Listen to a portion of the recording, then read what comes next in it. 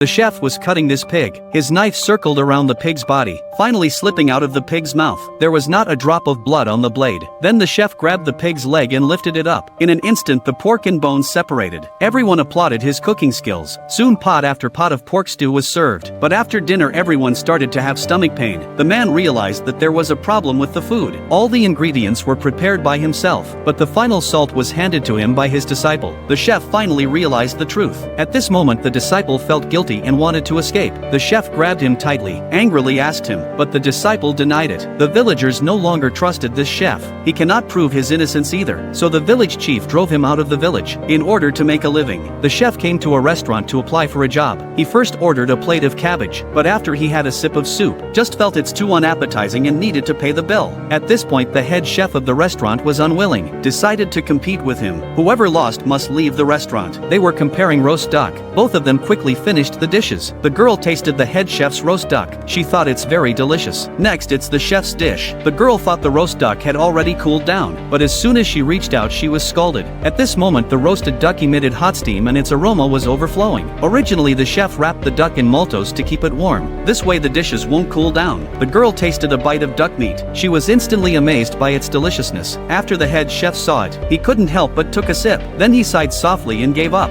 He was curious about how chef make it. Originally the chef did not use a knife at all during the cooking process, because once duck meat comes into contact with the blade, the fibers will break, and the taste will deteriorate. So he asked his assistant to use his palm to break the duck bone. After listening to the chef's explanation, the head chef silently left the restaurant. So the chef became the new head chef of the restaurant. Soon the assistant wanted to challenge the chef's cooking skills. He caught a pufferfish, cut it into sashes with exquisite knife skills. Then the chef chose a sea bream, cut the fish into thin slices from the back. It's amazing that although that snapper only had a skeleton left, but still able to swim in the water, the boss preferred the chef's dishes. Even the assistant couldn't stop praising it after tasting it. He felt confused. It turned out that the chef just used a popsicle. The assistant was convinced, decided to become the chef's apprentice. The chef required the apprentice to sharpen the knife every night. Next was practicing knife skills. The chef picked up a piece of ginger, cut it into blocks first, then draw thin sheets one by one, finally cut into shreds, put it in the water and spread out like noodles. The chef also taught the apprentice how to stir-fry eggs. He first stirred the eggs open, then started boiling the oil, then poured out the oil. Next poured in egg mixture, fried the eggs until cooked with residual oil, but the eggs were not yet cooked. The chef put it on the plate. After a few seconds, the unripe egg mixture was fully cooked by the residual heat. This could preserve the freshness and tenderness of the eggs. So here comes the question. What is your favorite Chinese dish? Welcome to comment.